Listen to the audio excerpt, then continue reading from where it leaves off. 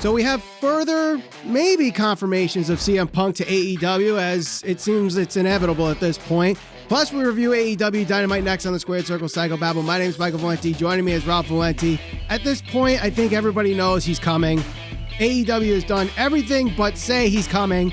But now Fightful Select has reported that TNT is aware of the rumors and speculations, and they're ready to put their promotional machine behind CM Punk when he arrives.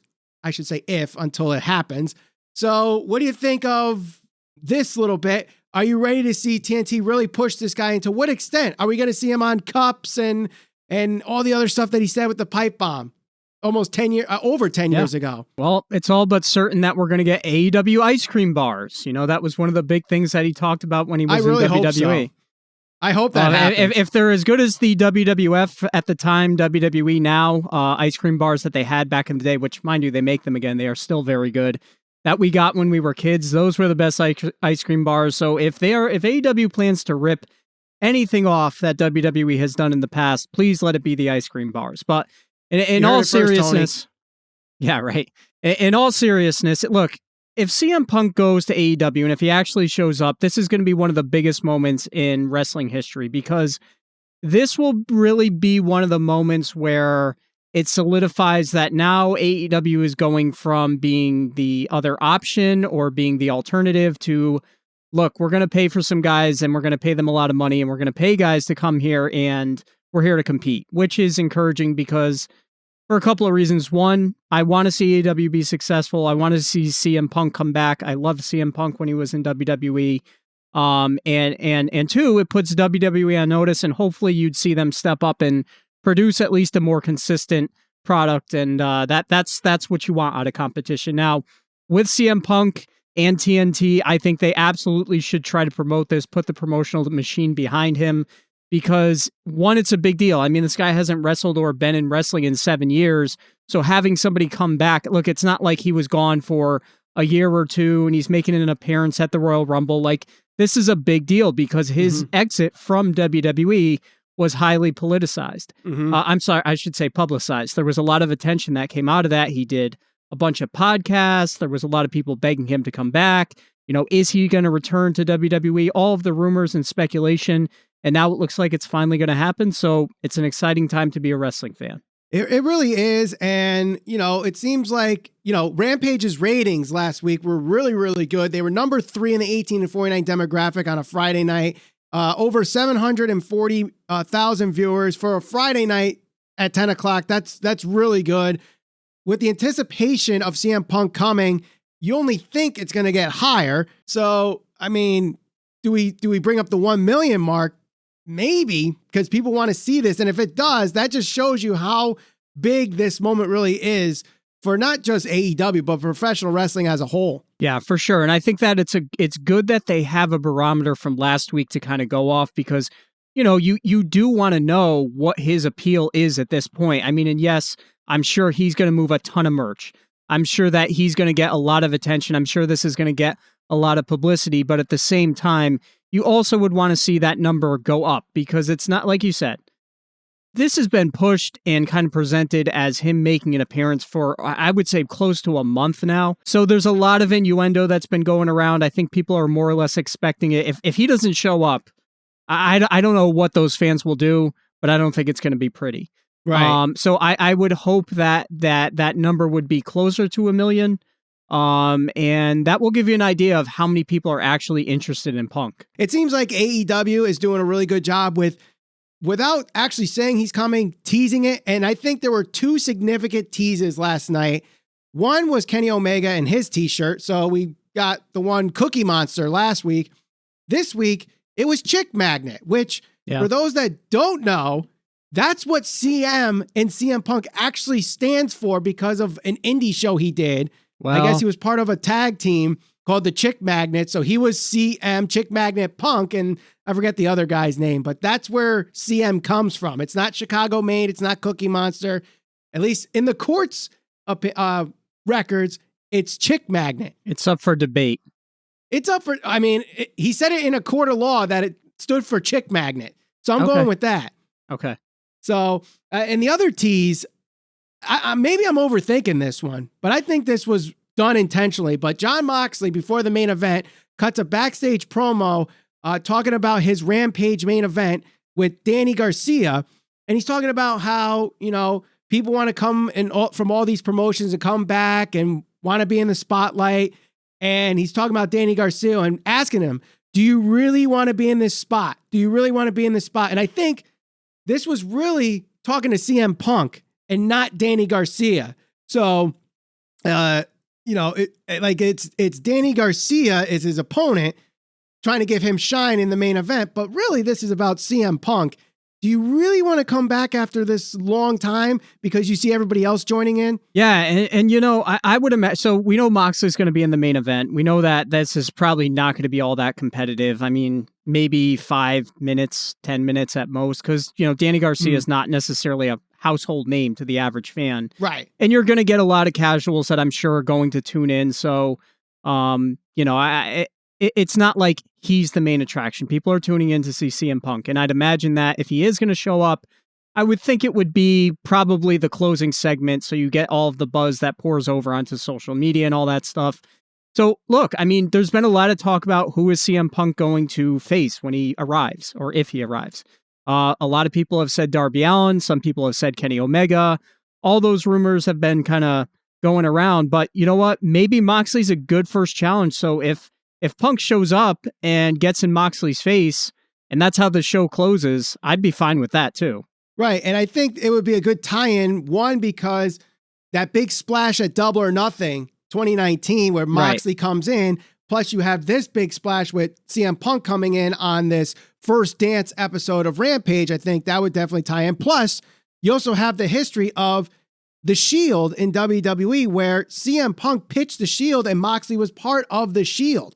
So do they tie that in where it's like CM Punk knows Moxley's not a name unless I don't pitch that thing, So do they bring up that kind of thing? I think that would be a great storyline to start it off with. Moxley, you're not the name you are without me pitching the idea to Vince first. You don't get your big break. You don't get the recognition without me, asking Vince or however they want to decide to word this or kind of build that storyline, but that can certainly be a part of it, I'd imagine. Right. Now, another person that people have tied to CM Punk challenging or facing first in his first feud is Darby Allin, because he had a backstage promo a while ago where he's like, I'm going to beat everybody, even if you are considered the best in the world.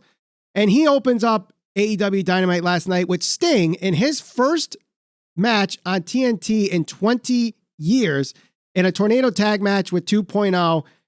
Let me tell you something, Ralph. I said this a couple weeks ago when it was announced that 2.0 was going to be in All Elite Wrestling. WWE is going to miss these guys because they have value. They're not going to be tagged. I mean, maybe one day they'll be tag team champions, but I see these guys as heat magnets, giving tag teams good wins, and they'll be on TV a lot. Last night, I felt like you saw why, because they did everything they could to bring that heat. Obviously attacking Jon Moxley before he was able to talk, as that was supposed to be what was supposed to start AEW Dynamite. And they did such a good job. Yeah. They did classic heel 101 stuff, and the crowd in Houston ate it all up and booed the hell out of them. Yeah, and they draw heat because they play that chicken shit heel role so well. And it was nothing crazy. I mean, he got on the mic, he said a small promo. They jumped Moxley and Eddie Kingston from behind to kind of open the show there. And that drew them heat right at the beginning, and it carried over into the match. So that's exactly what you'd want, and that's how you utilize the talent to the best of your ability. What'd you think of Sting in his first AEW Dynamite match in this tornado tag? I mean, he didn't really do much, but what he did was effective. And yeah, he looked good. He didn't look like winded. He didn't look like he lost a step. They hid whatever flaws he might have, and, they did what Darby had to do in 2.0. I thought it was a very good opening match and a very good match for Sting on his first TV match in 20 years, or at least on TNT in 20 years, I should say. Well, the most important thing, the crowd ate it up. They went nuts for Sting. They protected him, and he still looked pretty good in the situation they kind of put him in. They had the opening sequence for the match where they brawled outside, which they were able to protect him. Darby took a nasty bump against the concrete wall. Darby did a couple of dives. Sting no-sold the table, which I know What'd you think about that? What'd you think about that? Who's he facing? Right? It's not like it's not like he's facing like a top tier guy. It's not like Moxley put him through a table and he no-sold it, or like a top guy that's ranked or a top tag team. It's 2.0. They're there to draw heat. They're there to play the role that they're being put in. It'd be different, and I'd probably have a different opinion on it if it was a top guy trying to put Sting through a table and no-sold it, given his age and all that stuff. But I mean, honestly, I sat back and thought to myself, all right, well, what do I think about that? Look, the fans ate it up. That's all that matters. Exactly. Sting's an icon. Sting's a legend in pro wrestling. And look, let's be honest, guys. Those are the moments that we want. You know, for some of us who grew up with pro wrestling, and maybe I wasn't a huge Sting fan like back in the day because I did watch more WWF, WWE, but I compared it to Hogan. If Hogan came out tomorrow or on Raw or wherever, and they put him in there with somebody and Hogan was getting his ass kicked, and he hulked up, would my inner 5-year-old want to mark out for that moment? Yes, I would. So, you know what? Let's not overanalyze it. Let's not like read too deeply into it. Wrestling is this kind of pretend world that's we're supposed to kind of get ourselves invested in so we can not have to think about the other shit that's going on in our lives. If the worst thing that happens on Dynamite is that Sting no-sells a table spot, who cares? It's not a big deal. But this is coming from a guy who is always talking about the realism in professional wrestling and some of the hokey shit that we see. Yeah, but it's all different. Every situation is to me. I always analyze them differently. Like I said, if John Moxley's out there and he's putting Sting through that table, I might have a different opinion because Moxley's being positioned as a top guy and Sting is 60 some odd years old. But we're talking about 2.0 here. It got the fans to erupt, which is what you want. It brings you back. Anybody who grew up watching Sting, you're automatically going to be like, holy shit, this is the guy I remember from way back when, which is what you want. So, you know what? It's sometimes I think that we need to put our fan hat on, and I do this myself sometimes too, and I know I do it. And we need to stop looking at everything from under like a microscope, so to speak, because not everybody sits back and analyzes every little bit of every single match. To the casual fan, they're not going to be like, oh, well, why did he Irish whip him there? He should have gave him a chop. Or why did he no-sell that spot? It's like they're just watching it for what it is. And it's a television show. They're watching it as a television show, just like they watch Game of Thrones or Breaking Bad or Walking Dead. It's a television show. Yeah. So while, yes, we want to see the sport aspect of it as diehard wrestling fans, some people just don't. They just want to be entertained. And that's why you see some things like Sting no-selling through a table or Alexa Bliss hypnotizing people or whatever stupid shit that we see. So Steve Austin comes out and gives a couple stunners and drinks some beer on some young talent. Is anybody going to complain about that given his age? Probably only not. Marks. I hope not. Only diehard marks. Yeah. So let's not go crazy about the table spot. I didn't think it was a negative thing. Now, one thing that people might start complaining about if this was 2014 and not 2021 is the Big Show, now known as Paul Wight, his real name, is going to be in the ring competing in AEW at All Out in a match against QT Marshall. Now, Ralph, we didn't get the please retire chance again this week, so fans are, I guess, into this. Now that it's official, QT Marshall versus Big Show, are you excited for it? Well, I wouldn't say I'm excited. I'm not thrilled about it being on All Out. Look, QT Marshall is maybe a little underappreciated. He has terrible style. He dresses like Tony Soprano. I think that's the point, though. Look, this is probably going to be a 5-minute squash match. We're going to get a choke slam. We'll get a knockout punch. QT will probably get his ass kicked. Maybe he'll put QT over. For what reason, I don't know. The only gripe I have, they've got a lot of good young talent. I'd like to see some of those guys be on the All Out card. Whose spot is he taking? But at the same time, we've talked about this. Big Show is an established name, and people know who he is, and he's noticeable, and that's why he's going to be on the card. So right, and I saw on Twitter earlier this week, and I retweeted it. You have Flair on AAA. You have Christian as the Impact champion now. You have, WWE bringing back Cena and Goldberg, and New Japan putting Tanahashi over as the new U.S. title. Like, everybody's using nostalgia acts and older wrestlers because it works. It draws in viewers. So if, they hear CM Punk is coming back after 7 years and that, Paul Wight is going to have a match, even though he seems like, people were chanting, please retire 7 years ago. People want to see that. People, yes, the people that say please retire may not want to see it, but there's other people there that are like, I want to see Big Show chokeslam QT Marshall. And guess what? Yeah. They'll pay to see it.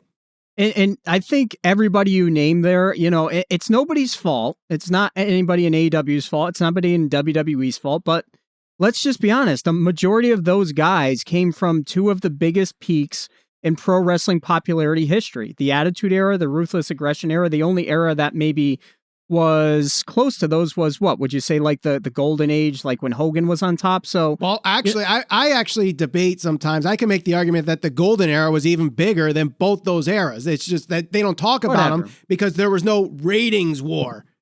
Right. But the main thing, those guys are household names to the casual fan. And Tony Khan is a businessman, much like Vince McMahon. And this is why it drives me nuts when people are like, oh, well, why are they using the older guys? Because the older guys still draw. Because as much as we like to pretend that people hate Bill Goldberg, every time his music hits, people pop and they chant Goldberg. And the same thing for Cena. Oh, everybody wanted Cena out of wrestling. Well, Cena returned, and guess what? The ovation went nuts. People were chanting, please retire to Big Show, who we're talking about right now. And, I'm sure people are going to be into this because they're certainly not booing him. So, am I invested in the match? Do I really care about it? Not all that much. Am I going to watch it? Yeah. And you know what? If he's going against a guy like QT Marshall, even if he goes over, what's the big deal? Again, not a guy that's ranked, not like it's somebody that's, one of their top tier guys that they're pushing. So it is what it is. And he's not challenging for a title, which I know a lot of people use that as the argument for guys like Goldberg and Cena. It's like, well, they're not challenging for titles. And it's like, yeah, I understand that, but it's just the promotions use them in different ways. But at the end of the day, they use them for basically the same reason, is to, at least for the most part, is to get their opponent over. Now, yes, I understand Goldberg did go over The Fiend and did go over Kevin Owens, but he also did put over Braun Strowman, Drew McIntyre, and assumingly will put over Lashley on Saturday. And then Big Show will probably go over QT Marshall. But, they use them all different ways, and I think they're effective. And not, I'd say 8 times out of 10 effective. But you talk about how they could possibly be taking the spot of someone younger or full-time on the roster. Maybe it's one of these tag teams that won't be on the card because of it. And we have now an eliminator tournament to decide who the Young Bucks will face for the AEW Tag Team Championships at All Out, which will be in a steel cage match, Ralph. So this happens after the Young Bucks win over the Jurassic Express, thanks to a lot of interference from the Elite. Kenny Omega comes out. The Good Brothers are attacking. You got Nakazawa in there. Brandon Cutler is spraying cold spray on everybody. So I think this is a good move, and one I actually did not expect coming. So when that happens, I'm always going to pop for that. And I'm excited to see what team they actually decide to go with here. Do you think they go with Jurassic Express in a rematch, Lucha Brothers, Varsity Blondes, or Private Party? Well, we've already covered this. I think if they're going to put anybody over, I would like to see them put over the Varsity Blondes, because Jurassic Express, first of all, I really wanted to go back and look at this. I know I've seen the Young Bucks beat the Jurassic Express probably 3 times, would you say? It's happened, I would say, more than once. At least twice. It's definitely happened twice, because they mentioned it on commentary last night that they had the match at All Out. So that's at least twice now. Okay, and even if it hasn't been like the tag team match, I would say even like a variation, like half. And again, I haven't looked at it, but maybe it was Nick Jackson going over, whatever the match was. I feel like I've seen the Jurassic Express lose multiple times to the Young Bucks. So, I don't need to see that match again. If the Young Bucks are going to be putting anybody over, I'd like to see it be a young up and coming team. Private Party, they came out when AEW first got formed and came out hot and everybody was all on them. And then I think they kind of fell off a bit because they became a little spotty and a little sloppy in some of their matches. So I don't think they're ready. I'd like to see the Varsity Blondes myself.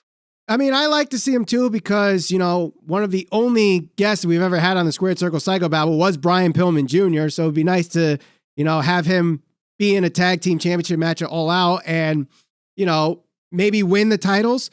But I think the story there is with the Jurassic Express. And I know they're kind of teasing Lucha Brothers again with these backstage segments and them going after the tag team titles. So I could see Lucha Brothers. But if it were me, as a guy that likes story behind all the matches, I got to go with Jurassic Express. I want to see that rematch. Yeah. And with the steel cage there, you're going to prevent the outside interference from the Good Brothers, from Kenny Omega and Brandon Cutler and Michael Nakazawa and all the other idiots that are part of this group now. So I want to see it. And I think I've said this for basically since AEW started, like Jurassic Express are usually one of the most over tag teams in AEW, and yet haven't pulled the trigger on them yet. Perhaps this is finally time to pull the trigger on them and get them some gold. Yeah, maybe, especially considering, Jungle Boy was a guy that had that big high-profile match against Kenny Omega, and you'd think that they try to push him because he is one of the guys that you would think would be a main player in the future for AEW, so... Yeah, and I think last night I saw a big improvement with Luchasaurus in the ring. Like, at first he felt like a little tentative with the kick sometimes, and he didn't really know what to do and was doing stuff as a big man that most big men shouldn't do, but he really showed his dominance in that match last night and really got the crowd going. And I thought the Houston crowd was hot throughout the whole night, so it really played into this match, and Jungle Boy has gone, leaps and bounds in the ring as well. And now I think they're just clicking. The tie-in with Christian, I think, would help, build that Jurassic Express and Christian versus the Elite storyline heading into Omega versus Christian at All Out. So I say go with Jurassic Express in the rematch, but I have a feeling they're going to go with Lucha Brothers here because a cage match is just another way they could do a lot of high spots. And we know Lucha Brothers and Young Bucks are known to have a big high spot match like we saw with their ladder match. So... that's probably where they're going to go with it. I would think so. Yeah. Now, one thing that we did see to close out AEW Dynamite last night was that Chris Jericho tapping out to MJF in the fifth and final labor of Jericho. Obviously, MJF going over. What does this leave for Jericho, though? Do you think they wrote him off here to tour with Fozzy? Is this the end of the feud? Seemed like kind of not what we were expecting here. Maybe this is just me watching wrestling over the years and seeing, a storyline like this always ends up with the babyface getting over. But with the heel going over, I don't know where this goes. You know what I've noticed most about this? This feud is not so much about the Pinnacle and the Inner Circle. Mm-hmm. They've really gotten away from that, which is kind of how we got into this feud to begin with. I don't know where they go from here. I think I would assume that we're gonna get a rematch at some point. Jericho and MJF. I just don't. I don't know. I was MJF kind of has surprised. Already beaten him 3 times, so it's very hard to go that route with another rematch if MJF has already beaten him 3 times. I know, and that's the thing. Like, where do they go with this? Because it's not. Look, Jericho's the main guy in his group, right? So it's not like you're going to have anybody else go challenge MJF. Like, unless Jericho brings somebody in for him to challenge, I really don't know. Unless they try to move MJF into the title picture. I don't know where they go with either of them. That would make sense because if they write Jericho off after being tapped out here and he goes tours with Fozzy and then it's like, he took storyline wise, he took time to, think about the loss and how he could come back. And then they bring him back to go after MJF, like say 3-6 months down the road. Yeah. I could see that happening. And in that time, MJF builds himself up to become, whether it's TNT champion or AEW champion. But I think this feud is definitely, I think it's done enough. We've seen it already. It's gone on long enough. So let them do something else, whether it's Jericho off to do his Fozzy tour and MJF do stuff as AEW or go after some championship, whether that's the TNT or AEW championship. That's what I mean. I just don't see where else this goes. Right. And honestly, I thought Jericho was going to finish it off and he didn't, but at least we got the fans singing Judas without any music, which was nice. Very good moment there. And it just goes to show you how even at 49, 50 years old, Jericho's still over. And, just like we talked about before, even though some of these guys may be a little bit older, this is why they get utilized, because they know the business, they've worked in it for years, and they're still a draw and they're still an attraction. Right. And they don't need to do 1,000 tope suicidas and flips and dives and stunts and spots. Jericho got over with a freaking song. Nonetheless, another week in the books for AEW Dynamite. What are your final thoughts this week? I thought, for the most part, the crowd was really hot. I thought you got a lot of moving parts in this show, a lot of backstage segments, a lot of interviews, a lot of matches. I don't think there was really a dull moment on the show. I think there were some times where maybe things could have gotten better and leave you wondering what's going to happen. But overall, I thought it was a decent show, backed up by a very hot crowd in Houston. Yeah, the show itself was good. It wasn't a bad episode. I think the main event was good. I thought Sean Spears and Sammy Guevara was very good. The ending, I know some people are debating that. Maybe Sammy should have won the 6:30. I kind of agree with that. But, that match was good. You got Sting coming back. My main thing with this show was kind of the pacing of it. It seemed like there would be a match and then there'd be these long kind of strands where there'd be like 3 segments, talking segments or promos back to back. So kind of the flow of the night, they had a Dante Martin promo, Dan Lambert promo, the segment with Dan Lambert, Jericho promo, then they had the Bucks match. So all of those things, that was like a 15-minute stretch there where it was all promos. Then they had the Britt Baker promo, Matt Hardy had a promo, they had the Big Show segment, then they had the tag segment, then they had Andrade and Pac, and then Miro, and then Mox, and all of that. Like, those were all literally back to back to back. And I felt like, I was getting into the show, and then like all those promos would happen and I'd be like taken back out of it a little bit. So sounds like you were watching an episode of Raw. More talking, less wrestling. I don't mind the talking segments. I feel like they've been doing a really good job at balancing, okay, well, we're going to have a match, then there'll be this segment and all this. And, even going back to like the Dan Lambert thing, like I'm just not into that. Like, I've seen that before. It works with some athletes. It works with some UFC stars. Like, you're trying to bring in the MMA fans and stuff like that. One, you're not going to do it with those guys, right? Because Andrei Arlovsky's been in MMA for years. He's not a huge draw. He's not at the top of any rankings. Junior Dos Santos, he's not in the UFC. So, which I thought this was odd because I don't think either of them fight in the UFC right now. You would know more than me because I don't follow MMA at all. Look, I mean, it was a good promo for what it was supposed to do. It got heat. But like, it's like, where are you going to go with this? It's one thing if you're bringing in Tyson, who is just like a huge draw even at his age. But unless you're like a hardcore MMA fan, they don't know who these guys are. And you're trying to bring them in to do this kind of weird MMA versus wrestling segment, which they tried to do it in TNA with Rampage and Tito and just never really works out. So I don't know. I'm just not into it. Yeah, I mean, like I said, I don't follow MMA. So those guys, other than the fact that they're shoot fighters versus choreographed fighters, that kind of blends the whole, is this real? Like, that's the only thing I get out of it. But Dan Lambert, I didn't mind his promo, but I feel like the character that he's trying to portray is Jim Cornette without the F-bombs and controversial ways to say things.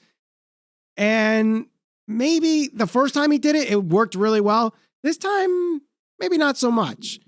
I felt more forced that he was just trying to say things to get the crowd wild up instead of, bring in Jim Cornette to just vent out on why he hates AEW. Well, or I shouldn't say hate, but why he criticizes certain things on AEW. This is a promo that I could see at least certain segments of it. That's a promo that a heel CM Punk should be cutting. That's the stuff he should be saying to get heat and stuff like that. If he does intend to be a heel in AEW, who knows what he's going to do, but let somebody else do that stuff. Let somebody else like an MJF has already done stuff like this. So right. I don't know where they're going with it, but the last thing I want to see is like Lance Archer versus, Junior Dos Santos or Andrei Arlovsky. Like it's not, you're not dealing with like the top guys. It's not like it's, Daniel Cormier or you're not bringing in Conor McGregor or like Ronda Rousey or anything like that. It's not going to do what I don't think it's going to get the reaction that they think it's going to get. Right. And I think if this was just to set up a feud with the Men of the Year, Ethan Page and Scorpio Sky, I feel like, why bring those guys in? It just seems odd. Unless they have Brock Lesnar under contract and they're going to say, okay, well, we'll get an MMA guy that has training and bring him in, then I don't see this working out in any way where the fans will actually care. Well, Lesnar's still not under contract anywhere, and he's too busy cutting cows in half at some butcher shop. So, growing weird-ass mohawks or whatever that hairdo is called. I don't know. I'm not into men's fashion, I guess. So, but overall, I think it was a decent show that could have been better, but like you said, the flow could have been a little bit better too. So let us know what you guys thought of AEW Dynamite this week. What are your plans this weekend? You got Rampage that could have CM Punk. You have SummerSlam. You have TakeOver. A lot of good wrestling happening this weekend. So let us know what you guys are doing this weekend. And we'll see you on the next episode of the Squared Circle Psychobabble.